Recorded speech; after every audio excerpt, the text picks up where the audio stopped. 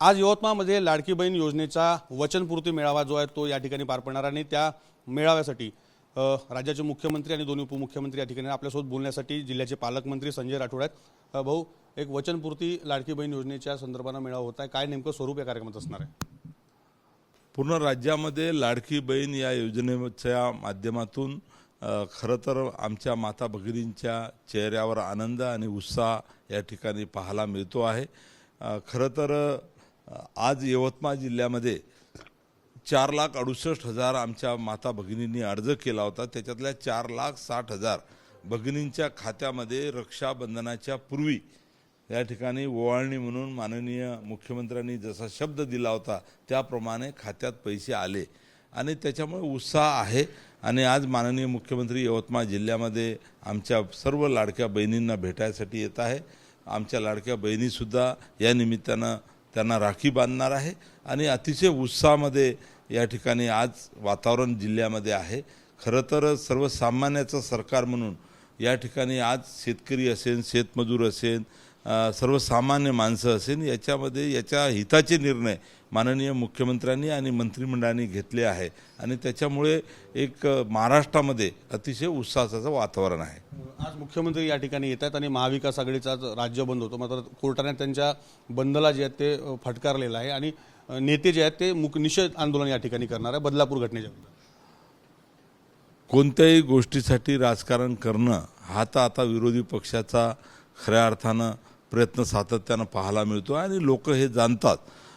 माननीय न्यायालयाने फटकारल्यानंतर त्यांनी बंद मागे घेतला आणि काहीतरी आंदोलन करायचं, कारण त्यांच्याजवळ या सरकारने एवढे सर्वसामान्यासाठी निर्णय घेतले त्याच्यामुळे त्यांच्याजवळ मुद्दाच नाही आणि म्हणून कुठला जरी मुद्दा उचलायचा आणि त्याच्यामध्ये राजकारण करायचं असा प्रकार सध्या चालू आहे। परंतु सर्वसामान्य जनता हे सर्व जाणते आहे आणि ते या सरकारला भक्कम पाठिंबा देणार आहे। एक जर पाहिलं तर अत्याचाराच्या घटनेचा वाढता आलेख जो आहे तो या काळात पाहायला मिळत आहे आणि विरोधकही त्या संपूर्ण संदर्भानं सरकार विरोधात आवाज उचलताना दिसत आहे।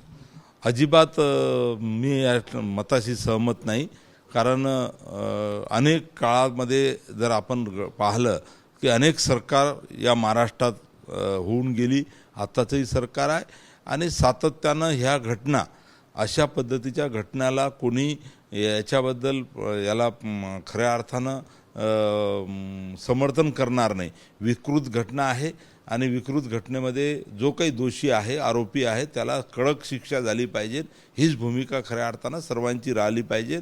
आणि अशा घटनामुळे खऱ्या अर्थानं हा महाराष्ट्र खऱ्या अर्थानं या महाराष्ट्राचा जर इतिहास पाहिला तर यशवंतराव चव्हाण, वसंतरावजी नाईक साहेब या सर्व जुन्या लोकांनी महाराष्ट्र घडवण्यासाठी फार मोठं योगदान दिलेलं आहे आणि हा महाराष्ट्र कोणत्या पातळीवर कसं राजकारण करायचं हे शिकवणसुद्धा त्या लोकांनी दिलेली आहे। आणि म्हणून अनेक घटना होत असतात, त्याला सर्व मिळून कशा पद्धतीनं कडक कायद्याच्या माध्यमातून त्याला थांबवता येईल, पुढे अशा घटना होणार नाही अशा पद्धतीची काळजी घेता येईल, याच्यामध्ये चर्चा झाली पाहिजे। परंतु आता विनाकारण चर्चा करून कुठेतरी सरकारला बदनाम करण्याचा प्रयत्न विरोधक करत आहे। आज किती महिलांना लाडकी बहीण योजनेचा लाभ जो आहे तो या ठिकाणी वाटप केला जाणार आहे आणि कशा पद्धतीनं आज काही महिलांसाठी वेगळी घोषणा होण्याची शक्यता आहे?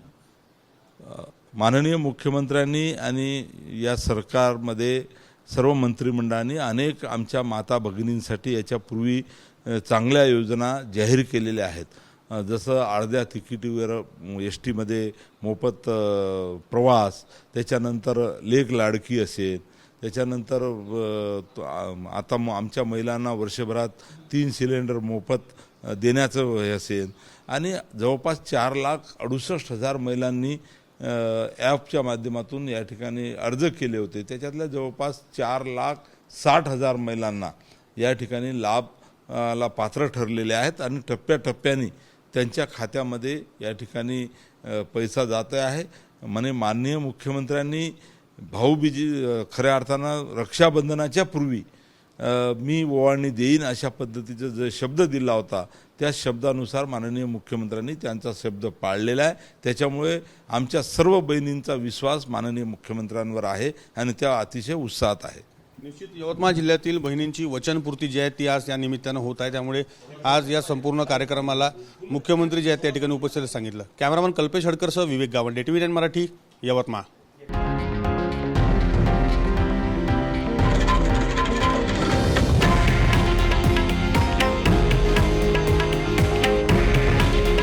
हे आहे देशातील नंबर 1 न्यूज नेटवर्क आणि आपण पाहत आहात TV9 मराठी. काळजी तुमची, हित महाराष्ट्राचं.